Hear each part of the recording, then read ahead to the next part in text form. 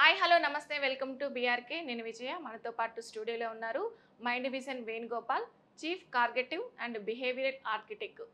సార్ని అడిగి మరిన్ని విషయాలు తెలుసుకుందాం. ప్రజెంట్ సిచ్యువేషన్ ఎవరో ఎందుకు సార్, మా బాబు ఉన్నాడు, వాడు ఫస్ట్ బేబీ కాబట్టి ఆబ్వియస్గా ఎవరైనా ఫస్ట్ బేబీని ఎక్కువ గార్భం చేస్తారు. సో గార్భం చేయడం వల్ల ఏంటంటే వాడు దాన్ని అలుసుగా తీసుకొని ఇప్పుడు కొంచెం పెద్దగా అవుతున్న కొద్దీ ఏడవడం స్టార్ట్ చేస్తుండు. వీళ్ళు ఏడుస్తే కొనిస్తారు, వీళ్ళు ఏడుస్తే రోడ్డు మీద అరుస్తే ఇంకా కొనిస్తారు. ఈ ఈ సిచ్యువేషన్ వచ్చింది అంటే ఫస్ట్ ఎంత ప్రేమగా చూసుకుంటాం ఎవ్వరు, నేననే కాదు ప్రతి పేరెంట్స్ కూడా ఫస్ట్ బేబీని చాలా ఎక్కువ ప్రేమ చూపించేస్తాం. అవును. అట్లా అట్లా చూపించిన ప్రేమ కొంచెం కొంచెం ఆ బాబు పెరుగుతున్న కొద్దీ వాడికి మా లీనియన్స్ పసిగట్టేసేయండు. లేదు ఇప్పుడు ఏడుస్తేనే వీళ్ళు కొనిస్తారు, లేదంటే బయటకు వెళ్ళి అరుస్తే కొనిస్తారు, ఇలా తయారైపోయిండు. ఏంటి అసలు దీనికి సొల్యూషన్?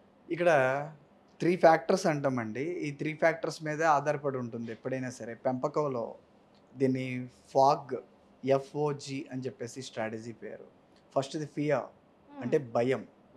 ఆ భయం ఎలా ఉంటుందంటే, ఇది లేకపోతే నాకేదవుతుందో, అంటే నా ఫ్రెండ్‌కి ఉంది కానీ నాకు లేదు. అంటే ఎగ్జాంపుల్ తను చాక్లెట్ కొనుక్కున్నాడు, ఒక మంచి డైరీ మిల్క్ సిల్క్ కొనుక్కొని ఉన్నాడు, బట్ తినకు లేదు.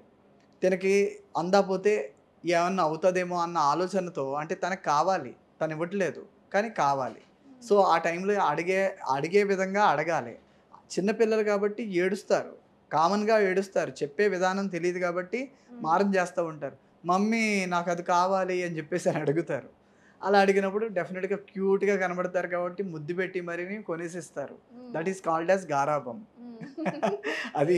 ఇది పెద్ద చాక్లెటా, దీనివల్ల దుష్ప్రభావాలు ఎలా ఉంటాయి, కడుపులో ఈ ప్రాబ్లమ్స్ వస్తాయా, అవేమి చూడరు. పళ్ళు పాడైపోతాయి, ఇవేమి చూడరు. ఫస్ట్ కొనేసిస్తారు, అప్పుడు ఓకే. బట్ సెకండ్ స్టేజ్ ఇది ఫియర్ వల్ల ఫస్ట్ది. సెకండ్ది ఆబ్లిగేషన్స్ ఏంటి? ప్రతిదీ అంటే తను ఇస్తున్నారు. అంటే ఎలా పెంచుతున్నారు? ఒక పార్క్కి వెళ్ళి చూడండి, కొంతమంది పిల్లలకి ఆ పేరెంట్ ఏది అడిగితే అది టక్కుమని ఇచ్చేస్తూ ఉంటారు. అది ఇస్తూ ఉంటుంటప్పుడు మనకు అనిపిస్తుంది, మన దగ్గర మనీ తక్కువ ఉన్నప్పటికీ కూడా బాగోదేమో, తను అన్ని కొనిపెట్టింది, నా పిల్లవాడికి నేను ఈ మాత్రం కొనిపెట్టకపోతే ఎలా ఉంటుందో. ఈ ఆబ్లిగేషన్తో కూడా కొన్ని సందర్భాల్లో ఇవ్వడం జరుగుతుంది. ఎప్పుడైతే ఇది కంపారిషన్, మనం ప్రీవియస్ ఎపిసోడ్లో మాట్లాడుకున్నాం, గుర్తుందా? కంపారిషన్. ఇక్కడ కంపారిషన్ రోల్లోకి వస్తుందండి, ఆబ్లిగేషన్లోకి. కంపారిషన్ ఎందుకంటే అవతల వ్యక్తులు ఇలా చేస్తున్నారు కాబట్టి నేను ఆ మాత్రం చేయకపోతే బాగుంటుందో లేదో అనే ఆబ్లిగేషన్తో అక్కడ ప్రోత్సహించడం జరుగుతుంది. అంటే సెకండ్ లీవియన్స్ కూడా ఇవ్వడం జరిగింది ఇక్కడ. ఇంకా థర్డ్ది ఏంటంటే గిల్ట్. ఈ ఈసారి గిల్ట్ మీకు కాదు, పిల్లవాడికి వస్తుంది. ఏంటో తెలుసా? నేను ఎప్పుడు చిన్నప్పటి నుంచి ఏదైనా అడుగుతానే ఇస్తూ ఉంది అమ్మ. ఏదైనా ఏడుస్తున్నప్పుడల్లా ఇచ్చే ఉండేది.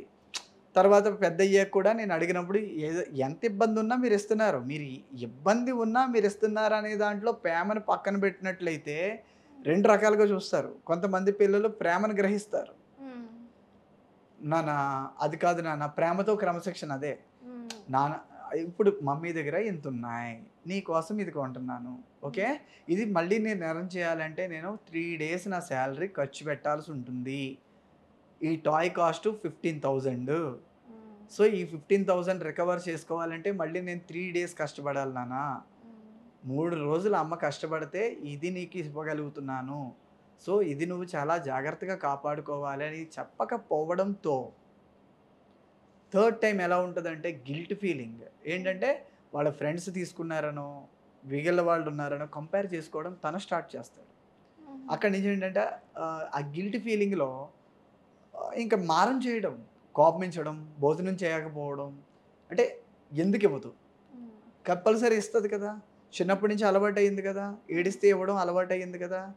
అలాగా ఎలా అవుతున్నారంటే పిల్లలు కంపేర్ చేసుకుంటున్నారు. అక్కడ బ్రాండ్కి ప్రయారిటీ ఇస్తున్నారే కానీ అక్కడ ఉన్న వస్తువుకి ప్రయారిటీ ఇవ్వట్లేదు. ఎగ్జాంపుల్ చెప్పాలంటే క్లోత్స్లో చూసుకోండి, ఒక క్లోత్ వచ్చి, ఒక షర్ట్ కాస్ట్ వచ్చి స్టార్టింగ్ కాస్ట్ మామూలుగా 200 నుంచి కూడా ఉంటాయి. ఇదే షర్ట్ కాస్ట్ 6,500 కూడా ఉంది. అంటే ఇది బ్రాండ్ బట్టి మారిపోతూ ఉంటుంది. కానీ ఇక్కడ ప్రాబ్లం ఏంటో తెలుసా, తిను కూడా కంపేర్ చేసుకోవడం వల్ల అదే బ్రాండ్ కావాలి, నా స్నేహితుడు అదే తీసుకున్నాడు కాబట్టి నాకు అదే ఇవ్వమని మారం చేస్తూ ఉంటాడు. గిల్టీ ఫీలింగ్, నాకు లేదు తనకుంది అనే గిల్ట్. ఈ ఎఫ్ఓజి, ఫియర్, ఆబ్లిగేషన్, గిల్ట్, ఈ మూడు కూడా ఇక్కడ వర్క్ చేస్తూ ఉంటాయండి, ఇన్వాల్వ్ అయ్యి ఉంటాయి అన్నమాట. అందువల్ల ఏంటంటే గారాబం అనేది ఫస్ట్ త్రుటిలోనే, స్టార్టింగ్లోనే గారాబం అనేది ఆపేసామనుకుందాం. ఒక చిన్న స్టేజ్లోకి వచ్చింది సరే, ఆల్రెడీ స్టార్టింగ్లో గారాబం, ఓకే, ఇప్పుడు ఎలా కట్ చేయాలి దాన్ని అసలు? ఇప్పుడు కట్ చేయాలంటే ఏమీ లేదండి. ఇక్కడ నుంచి మీరు చేసేది ఏంటంటే రోజు తనతో కొంత టైంని స్పెండ్ చేస్తూ చిన్న చిన్న కాంపిటీషన్స్ పెట్టండి. ఆ కాంపిటీషన్లో విన్ అయినందుకు ఇన్ని పాయింట్స్, దానికి ఒక స్టార్ ఇవ్వండి. అలాగా ఒక బోర్డు పెట్టండి, విజన్ బోర్డు పెట్టండి, గోల్ బోర్డు పెట్టండి. అందులో నీకు ఇన్ని స్టార్లు అయ్యాక నీకు ఇది నీకు అచీవ్మెంట్. ఇక్కడ నుంచి నీ అచీవ్మెంట్ బోర్డు నీకేం కావాల్సినా సరే ఇంట్లో, ఫర్ ఎగ్జాంపుల్ మమ్మీ చేసే పనుల్లో రోజులో కనీసం 3 థింగ్స్ నువ్వు చేయాలి. ఇలా ప్రేమతో కూడిన క్రమశిక్షణ. మీరు ప్రేమనిస్తున్నారు, క్రమశిక్షణ ఇస్తున్నారు, 2 విధాలుగా ఉపయోగపడుతుంది అక్కడ. తెలియకుండానే తను ఎలా అవుతాడంటే మీకు ఒక రైట్ హ్యాండ్ అయిపోతాడు, సపోర్ట్ హ్యాండ్ అయిపోతాడు. తర్వాత నెక్స్ట్ తన తమ్ముడికో చెల్లికో ఆదర్శంగా ఉంటాడు. మంచి, అబ్బా అన్నయ్య అన్నీ చేస్తున్నాడు, నేను చెయ్యాలి. అట్లీస్ట్ చిన్నపిల్లలు చూడండి, అన్నయ్య ఒక పని చేస్తుంటే చెల్లి కూడా బుడిబుడి అడుగులు వేసుకుంటే ఏదో ఒకటి సపోర్ట్ చేసే ఆలోచన చేస్తుంది కదా. అలాగా ప్రేమతో చిన్న చిన్నగా మార్చుకోవడమేనండి. దీనికి విజన్ బోర్డ్ అనేది నేను సజెస్ట్ చేస్తాను. అలాగే మీకు రివార్డ్స్, స్టార్తో రివార్డ్స్ ఇచ్చి అన్ని స్టార్లు అయ్యాక నీకు ఒక అచీవ్మెంట్ అయ్యావు కాబట్టి కంగ్రాట్స్, నీకు ఇష్టమైన బిర్యానీ ఈరోజు నేను బికాస్ ఆఫ్ యూ.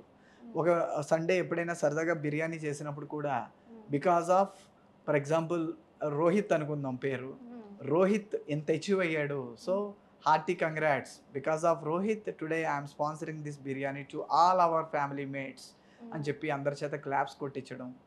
ఇలాంటివి చేయడంతో వాళ్ళకి ఎలా ఉంటుందంటే మారం అనే హ్యాబిట్స్లోంచి ఫస్ట్, గారాబం, మారం అలాంటి హ్యాబిట్స్లోంచి ఫస్ట్ రీఎన్ఫోర్స్మెంట్ మెథడాలజీ ద్వారా కంప్లీట్గా చేంజ్ వచ్చేస్తుంది, మార్పు వస్తుంది. ఇంకో ప్లస్ పాయింట్ ఏంటంటే ఏ పిల్లలైనా సరేనండి 15 సంవత్సరాల లోపులోనే మారుతారు, తర్వాత మార్చలేము. 15 సంవత్సరాల లోపులోనే మారాలి ఎవరైనా సరే. 15 సంవత్సరాల లోపులో మాత్రమే possible. After that may not be possible. Possible అవుతుంది, చాలా కష్టపడాలి, దానికి ఎక్స్పర్ట్ సపోర్ట్ కావాలి, మా బోటు వారు ఎవరొకరు సపోర్ట్ చేస్తూనే ఉండాలి. ఓకే, ఇంకొక బిహేవియర్ కూడా చూసాను నేను, చాలా బాగా చదువుతాడు మా బాబు. అండ్ ఏంటంటే ఏదైనా చెప్పగానే చదివేశాడు, నాకు ఇది వచ్చేసింది, నువ్వు అడుగు మమ్మీ నేను చెప్తా అంటాడు. అది ఓకే, అంతవరకు ఓకే.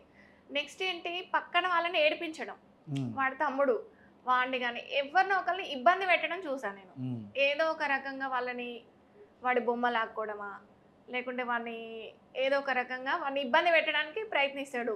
అది నేను రోజుకి అబ్జర్వ్ చేస్తున్నాను. దాన్ని అసలు ఎలా రిజాల్వ్ చేయాలి? ఇది సిబ్లింగ్ రివల్రీ అని అంటామండి. ఇందులో ఏంటంటే ముఖ్యంగా చిన్న గిల్ట్ ఫీలింగ్ ఉంటుంది. ఎవరైనా తోబుట్టువులతో ఖచ్చితంగా ఉంటాయి, ఎందుకంటే కాంపిటీటర్లా ఫీల్ అవుతారు. ఎందుకంటే తోబుట్టు అనే కాదు, బయటకు వెళ్ళినా ఫ్రెండ్స్ తో కూడా అలానే ఉంటుండు. అదే చేశాను నేను అది. అబ్సల్యూట్లీ. సో ఇలా ఉండడానికి మెయిన్ ఉద్దేశం ఏంటంటే చిన్నప్పటి నుంచి కూడా మీరు చూసిన ప్రేమ తనకన్నా ఎక్కువ పొందాడు కాబట్టి తనకు తెలుసు. ఆ ప్రేమను మీరు మళ్ళీ డైవర్ట్ చేశారు. తన కళ్ళెదురుగుండా తెన్న ఎక్కువగా గారాబంగా ముద్దు పెట్టుకోవడం, తెన్న దగ్గరికి తీసుకోవడం, చాలా విషయాల్లో పిల్లల్లో ఏంటంటే అది సహించలేరు. చిన్న గిల్టీనెస్ స్టార్ట్ అవుతుంది. ఆ గిల్ట్ కాస్త ఏమవుతుందంటే కొద్దిగా ఒక చిన్న ఫీలింగ్, నా కాంపిటీటర్. ఎగ్జాంపుల్, నా కాంపిటీటర్లా అంటే పేరుకి తమ్ముడు, ఎందుకంటే అమ్మా నాన్నల కోసం తమ్ముడు అని పిలవచ్చు, తమ్ముడు అని చేయొచ్చు, ప్రేమగా ఉండొచ్చు. కానీ మనసులో సబ్కాన్షియస్లో కొంత మాత్రం గిల్ట్ ఉండిపోతూ ఉంటుంది, అది ఏడిపిస్తూ ఉంటుంది. అది ఎలా ఉంటుందంటే అది బై డిఫాల్ట్ వచ్చేస్తుంది, బై పర్సనాలిటీ డిజార్డర్. అది పర్సనాలిటీలోనే, తన వ్యక్తిత్వంలోనే ఒక ఎలిమెంట్ అయిపోతుంది, ఒక క్వాలిటీ. తనకి తెలియకుండా జరుగుతుంది. ఇది వాంటెడ్లీ ఇబ్బంది పెట్టరు వాళ్ళు, తెలియకుండా ఇబ్బంది పెడతారు. ఒకళ్ళు నేను చెప్పినా అలా చేయకనా అని అంటే ఒక 2 minutes సైలెంట్ ఉంటాడు, మళ్ళీ స్టార్ట్ చేస్తాడు. అబ్సల్యూట్లీ, సబ్ కాన్షియస్లో ఆల్రెడీ ప్రోగ్రామ్ అయిపోయింది కాబట్టి. ఏమని అంటే నాకు అదేంటంటే గిల్ట్. ఫర్ ఎగ్జాంపుల్ మీరు చూడండి డ్యూరింగ్ ప్రెగ్నెన్సీ తమ్ముడెప్పుడు పుడతాడు? తమ్ముడెప్పుడు పుడతాడు? అడిగిన వ్యక్తే తమ్ముడు పుట్టాక అందరూ చుట్టాలందరూ దగ్గరికి రావడం, అందరూ పలకరించడం, ఫంక్షన్ చేయడం, బర్త్‌డే సెలబ్రేషన్ చేయడం, అందరూ ముద్దు పెట్టుకోవడం. అబ్బా! తెలివైనోడురా వీడు అని చెప్పేసి కొన్ని మాటలు అంటా ఉంటారు కొంతమంది. హ్మ్. వీడు భలే స్మార్ట్, హ్మ్. పెద్దోళ్ళలా కాదు. ఇలాంటి మాటలకి వాళ్ళకి ట్రిగ్గర్ అవుతా ఉంటది ఈగో. ఓకే. అక్కడ చైల్డ్ ఈగో అని అంటాం. ఆ చైల్డ్ ఈగో ట్రిగ్గర్ అవ్వడంతో హ్మ్. ఇవన్నీ ఈ గిల్టీనెస్ అనేది యాక్టివేట్ అవుతుంది. ఇంకోటి హైపర్ యాక్టివిటీ అనుకుంటున్నాను నేను. Maybe okay. వాడు ఇప్పుడు మేమున్నా గానీ మమ్మల్ని గూడా అలానే ఎళ్ళగానే మమ్మీ కేక్ తెచ్చినవా? అది తెచ్చినవా? ఇది తెచ్చినవా? ఇంతే ఇంగ. అరే కాసేపు సైలెంట్‌గా ఉండరా. ఒక 2 మినిట్స్ సైలెంట్‌గా ఉండరా అంటే ఉంటాడు. ఒక 2 మినిట్స్ ఉంటాడు. గట్టిగా బెదిరించినప్పుడు మళ్ళీ స్టార్ట్ చేస్తాడింక. లేకుంటే వాళ్ళ తమ్ముడిని సతాయించడం. అంటే నా మైండ్ అటు కన్వర్ట్ అయితది గదా! ఇగ. ఎందుకు నువ్వు మళ్ళీ వాడిని ఏడిపిస్తున్నావు? ఇలా. ఓకే. నాకది అర్థం అవ్వట్లేదు అసలు. అహా! లేదులెండి. ఇది హైపర్ యాక్టివిటీ అనే కాదు. యాక్చువల్‌గా పిల్లలన్నాక అలాగే ఉండాలి. ఆ! ఆ! హైపర్ యాక్టివ్ అని ఉండాలి. అనడం రాంగ్. హ్మ్. ఎందుకంటే శ్రీకృష్ణుడే చూపిచ్చారు భూమి మీదకొచ్చాయన. ఏంటంటే అల్లరి చేయాలి. పిల్లలుగానే అల్లరి చేయాలి. పెద్దయ్యాక చేయడానికి ఉండదు. వాళ్ళకో స్పెషల్ క్వాలిటీ ఉంటుంది. హ్మ్. అదే వాళ్ళకేంటంటే వీళ్ళలో క్రియేటివిటీ బావుంటుంది. ఓకే. హైపర్ యాక్టివిటీ దాన్ని మీరు పాజిటివ్‌గా గనక కన్సిడర్ చేయగలిగితే హ్మ్. మంచి యాక్టివిటీస్ చేయగలడు తను. హ్మ్. తనతో మీరు డాన్సెస్ కావచ్చు, కొన్ని డైలాగ్స్ కావచ్చు, ఇటువంటివి ప్రిపేర్ చేయించడంతో హ్మ్. మంచిగా మంచి క్రమశిక్షణలోకి చేంజ్ చేసేయొచ్చు. హ్మ్. ఎప్పుడైనా గుర్తెట్టుకోవాల్సింది ప్రతి ఒక్క పేరెంట్ కూడా పిల్లల్ని ఎప్పుడూ ఫాల్ట్ చూడొద్దు. హ్మ్. పిల్లల్లో ఎప్పుడు ఫాల్ట్ చూడకండి. పిల్లల్లో ఉన్న క్వాలిటీ చూడండి. హ్మ్. అది కూడా పాజిటివే. హైపర్ యాక్టివిటీ అనేది ఏదో పెద్ద ప్రాబ్లమ్‌లా చెప్పుకుంటున్నారు ఈ రోజుల్లో. హ్మ్. ఎందుకంటే అపార్ట్‌మెంట్ సిస్టమ్ వచ్చాక మనకి ఈ ప్రాబ్లమ్స్ ఎక్కువైనాయి. అవును. ఎందుకంటే లోపలనే పెట్టడం. ప్లేయింగ్ గ్రౌండ్ లేక పైన ఆడుతా ఉంటే అల్లరి చేసేస్తున్నాడండి. బాగా హైపర్‌గా ఉన్నాడే మీ హ్మ్. అబ్బాయి. ఇలాంటి మాటలు అంటా ఉంటారు. హ్మ్. ఏవండీ పిల్లలన్నాక అల్లరి చేయకపోతే పెద్దయ్యాక చేస్తారా అండి? అవును. చిన్న పిల్లలుగానే కదా చేయాలి. హ్మ్. సో, అందువల్ల ఇక్కడ అదేమీ ప్రాబ్లమ్ అయితే కాదు, ఫాల్ట్ అయితే కాదు. హ్మ్. ఎప్పుడైతే పిల్లలు చిన్నప్పుడు ఎంత యాక్టివ్‌గా ఉన్నారో పెద్దయ్యాక అంత మంచి కుదురంగా కూడా ఉంటారు. అవును. అది అందరు చెప్తున్నారు. బట్ నాకో టెన్షన్ ఈ మధ్య కాలంలో స్టార్ట్ అయింది. ఏంటి వీడు ఇలా అంటే పక్క వాళ్ళని ఇబ్బంది పెట్టడము, వాడి తమ్ముడిని ఇబ్బంది పెట్టడము, మేము రాగానే మమ్మల్ని ఇలా అని. చిన్న చిన్న వయసులో అలాగే ఉంటదండి. ఆ! కొద్ది కొద్దిగా పోను పోను మీరు చేసేటువంటి విధానాల్లో చిన్న చిన్న మార్పులు చేసుకోండి. ఓకే. పాజిటివ్ చెప్పాను గదా! డిసిప్లైన్. ఓకే. ప్రేమతో కూడిన క్రమశిక్షణ. హ్మ్.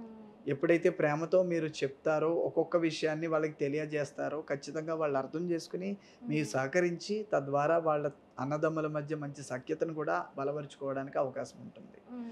అప్పుడప్పుడు మీరేం జేయాలంటే, దీనికి గాను ఒక 2 రోజులు ఇద్దరిని సెపరేట్‌గా ఉంచడం, హ్మ్. ఓకే. అడిగేలా చేయడం, ఓకే. ప్రేమ తమ్ముడు. డెవలప్ అవుతది. యెస్. యెస్. ఓకే. ఇది ఓకే. కూడా ఒక రకంగా కారణం అవుతది. ఓకే. ఎప్పుడైతే మీరు కొద్దిగా మదర్ వాళ్ళ ఇంటికాడ ఒక 2 హ్మ్. రోజులు ఉంచడం, తద్వారా ఏంటంటే అంటే మనం ఆలోచించేది ఎట్లుంటదంటే, ఇద్దరు ఒక దగ్గర ఉంటే ఆడుకుంటారు గదా! అని ఫస్ట్ కాదు, నుంచి కాదు. ఒకే దగ్గర పెట్టడం. మీరెప్పుడైనా చూడండి దూరంగా ఉన్నప్పుడు కూడా ఒకళ్ళ హ్మ్. మీద ఒకళ్ళకి ప్రేమ పెరుగుతది. హ్మ్. ప్రేమ పెరుగుతది అవును. దూరమైనప్పుడు. అలాంటి విధానాల్లో మీరు you can see the variation. Okay sir. Super sir. చాలా బాగా చెప్పారు. Thank you so much. నమస్తే మేడం.